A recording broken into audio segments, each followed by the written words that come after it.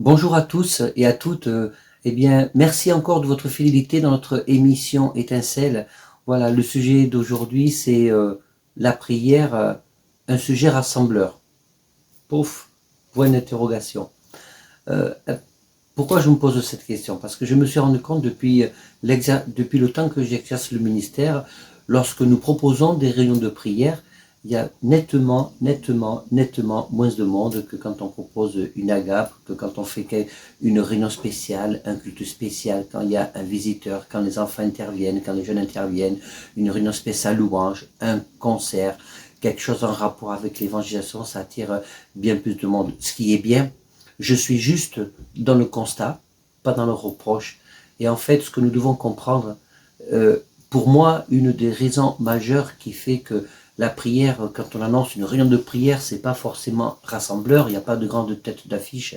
Mais laissez-moi vous dire ceci. La plus belle tête d'affiche, c'est le Seigneur Jésus. Parce que la prière, c'est une rencontre avec le Seigneur Jésus. C'est une rencontre individuelle lorsque nous sommes dans notre intimité, dans la semaine chez nous. Parce que le Seigneur nous apprend à rentrer dans le secret, à avoir cette intimité avec le Seigneur. Et c'est une rencontre collective. Lorsque nous sommes dans l'église, lorsque nous nous réunissons à 2, à 3 pour prier, la Bible, vous connaissez tous ces versets qui nous font comprendre que nous devons prier sans cesse, jour et nuit. Ça veut dire quoi?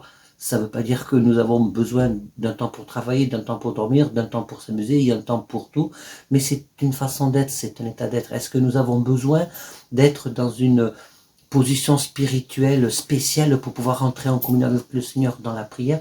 Vous savez, il y a plus de 186 versets où le mot prière est mentionné dans la Bible. Il y a plus de 244 versets où le mot prier, le verbe prier, 244 versets dans toute la Bible qui est mentionné. Et je n'ai pas compté tous les versets où le mot prier est mis en conjugaison, où je n'ai pas compté tous les versets où le thème de la prière est mis en avant. Donc nous voyons bien que c'est un sujet très important de la parole de Dieu. Et pourquoi c'est un sujet très important de la parole de Dieu? Parce que la prière nous emmène dans ce monde spirituel qui est opposé au monde de la chair. L'homme et la femme, l'homme d'une façon générique, eh bien, c'est pas inné lorsque nous devons prier. C'est pas quelque chose d'inné, c'est pas forcément un automatisme, mis à part ceux qui ont reçu un véritable sacerdoce, un véritable ministère. Il y a des grands hommes de prière dans toute l'histoire. Mais à part ces quelques exceptions, nous devons reconnaître humblement devant le Seigneur que c'est pas quelque chose d'inné, c'est quelque chose qui est en opposition avec notre chair. Quand nous rentrons vraiment en prière, que ce soit la prière collective, que ce soit la prière individuelle, eh bien, nous devons reconnaître que finalement, nous avons cette lutte, ce combat dans la prière, ce combat pour rentrer dans la prière. Nous trouvons 1001 choses à faire au lieu de rentrer dans la prière. Ou lorsque, eh bien, le peuple de Dieu doit se rassembler dans la prière. Vous savez que l'une des grandes causes du réveil spirituel, c'est lorsque le peuple de Dieu se met à genoux, c'est lorsque le peuple de Dieu se met en prière. Un homme et une femme de Dieu n'est jamais aussi grand que quand nous sommes à genoux dans la présence de Dieu. Alors pour être plus pratique, comment prier? Parfois c'est vrai, lorsque nous nous mettons en prière, eh bien, on ne sait pas toujours quoi demander. Eh bien, le Saint-Esprit vient à notre secours pour que nous puissions déjà commencer par dire « Seigneur, je t'aime, je t'appartiens ». La prière aussi nous amène cet avantage majeur, nous amène dans ce chemin de la repentance. Jésus, lorsque nous lisons les textes, Jésus priait beaucoup. Jésus aimait s'isoler pour prier. Et voyez, la prière, c'est pas un couronnement, c'est pas quelque chose d'ostentatoire forcément, c'est pas la prière, c'est un devoir en fait que nous devons au Seigneur. La prière, c'est notre respiration. La prière nous permet d'apprendre à entendre la voix de Dieu. La prière nous permet d'apprendre à ne pas confondre nos pensées, nos opinions, nos points de vue, nos visions avec celles de Dieu.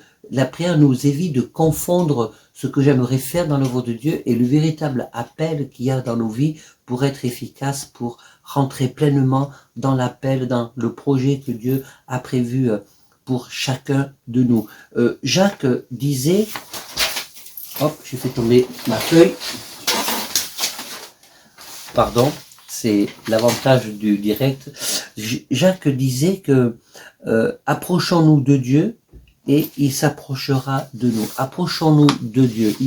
Dans la vie spirituelle, les choses ne se font pas automatiquement. Il y a des choses que nous pouvons espérer, mais si nous demandons ou si nous demandons mal, nous ne pouvons pas obtenir ce que nous estimons et lorsque nous devons espérer de la part du Seigneur.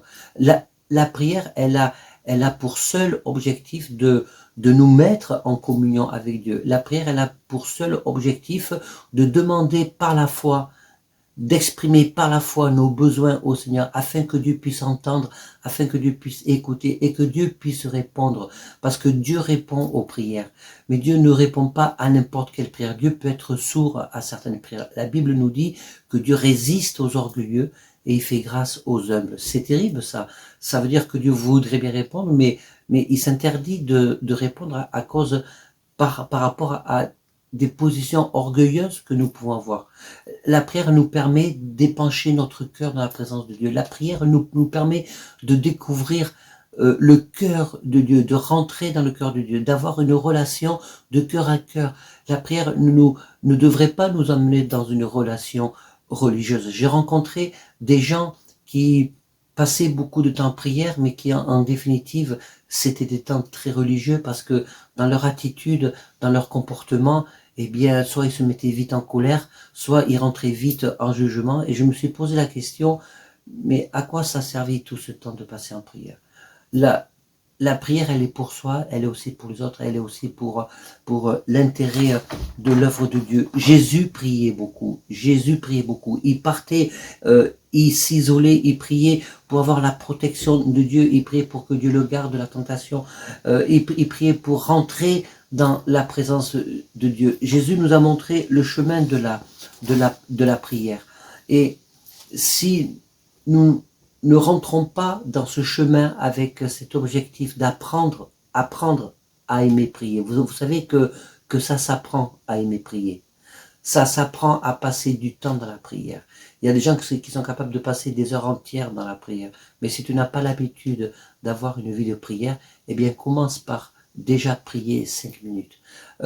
Et prier, c'est pas uniquement s'isoler. Dans l'Ancien Testament, le peuple priait debout. David priait à genoux, les mains levées. Il n'y a pas de règle factuelle pour prier. C'est prier dans la position dans laquelle vous vous sentez le mieux. Vous pouvez prier debout, vous pouvez prier à genoux. Daniel priait la fenêtre ouverte, symboliquement tournée vers Jérusalem. Nous ne devons pas confondre, s'il vous plaît, des faits qui nous sont relatés, des exemples qui nous sont relatés comme une chape de béton religieuse qui nous impose une position particulière pour prier. Prier, c'est une affaire de cœur à cœur avec Dieu. Prier, ça nous permet d'être à l'écoute de la voix de Dieu. Ça nous permet d'être au bénéfice également, d'être au bénéfice du Saint-Esprit. Lorsque Jésus a prié, nous a enseigné ce que c'était que la prière. Je vais vous le lire, c'est le Notre Père, mais ça mérite d'être lu. Le Notre Père dans Matthieu chapitre 6 au verset 9, voici comment vous devez prier. Notre Père céleste qui es aux cieux, que ton nom soit sanctifié, que ton règne vienne, que ta volonté soit faite sur la terre comme au ciel. Alors ça, vous avez là un item, un sujet pour entrer dans la prière, c'est de reconnaître la souveraineté de Dieu. C'est déjà des paroles de louange, c'est des paroles d'adoration, de dire Seigneur, je te loue pour ce que tu es, je reconnais ton autorité sur la terre, je reconnais ton autorité sur les hommes, je reconnais ton autorité sur ma vie, je veux sanctifier ton nom car il y a aucun nom au-dessus de tout autre nom. C'est déjà de rentrer dans la louange et dans la proclamation que Dieu, il est l'unique. Donne-nous aujourd'hui notre pain quotidien. Voilà un autre item. Nous pouvons prier pour que Dieu nous bénisse matériellement, pour que Dieu nous bénisse financièrement, pour que Dieu puisse pourvoir à nos besoins. Voilà un sujet de prière. Un autre sujet de prière, pardonne-nous nos offenses comme nous aussi nous pardonnons à ceux qui nous ont offensés. Là, nous sommes dans la relation avec l'autre. Voilà, nous devons aussi nous servir de la prière pour soigner nos relations avec les autres, pour soigner nos relations avec nos frères et sœurs, pour pratiquer le pardon. Voilà, la prière sert aussi à nous libérer de tout sentiment d'animosité, d'angoisse, de colère, de haine. Cette prière, parce que ça c'est selon la volonté de Dieu. Et avant d'aller plus loin, je vous rappelle ce verset, 1 Jean chapitre 5 verset 14, qui nous dit: tout ce que vous demandez selon la volonté de Dieu, sachez qu'il vous écoute et qu'il a déjà pourvu, qu'il a déjà répondu avant même que vous l'avez demandé, mais selon la volonté de Dieu. Et lorsque nous rentrons dans ce cheminement de la prière, lorsque nous prenons l'exemple de prière de Jésus, vous pouvez la réciter par cœur, mais si on récite par cœur et que les mots deviennent comme des cymbales qui retentissent dans le vide, ça ne sert à rien. Ce que je vous propose, c'est de considérer cette prière de Jésus comme des items, comme des sujets de prière pour être pratiques, pour nous aider à rentrer dans la prière vraiment. Ensuite, ne nous expose pas à la tentation, mais délivre-nous du mal. Là, la prière sert aussi à rentrer dans le combat spirituel, à rentrer dans le combat contre nous-mêmes, à implorer la grâce du Seigneur, la bénédiction du Seigneur. Car c'est à toi qu'appartiennent dans tous les siècles le règne, la puissance et la gloire au siècle des siècles. Amen. Voilà. Voilà ce que le Seigneur attend de nous lorsque nous prions. Tu commences par la louange, par la vénération, par l'élévation du nom de Dieu, du nom de Jésus, et tu termines par la louange, parce que en proclamant que Dieu il est au-dessus de toute chose, eh bien c'est déjà adopté une position de foi. Sois encouragé, relève ce défi pour commencer une vie de prière. Et c'est là que les choses changeront. Parce que quand on s'accroche à Dieu, quand on supplie Dieu de répondre à nos prières, d'intervenir dans nos vies, d'intervenir dans la vie de nos proches, sois assuré que Dieu fera quelque chose. Et c'est uniquement en demandant dans la prière, que l'on voit le bras de Dieu agir, la prière de la foi fait agir le bras de Dieu. La prière de juste, elle est efficace et agissante. Soyez bénis. Merci de votre fidélité à notre émission Étincelle et je vous donne rendez-vous mercredi prochain. À très bientôt. Au revoir.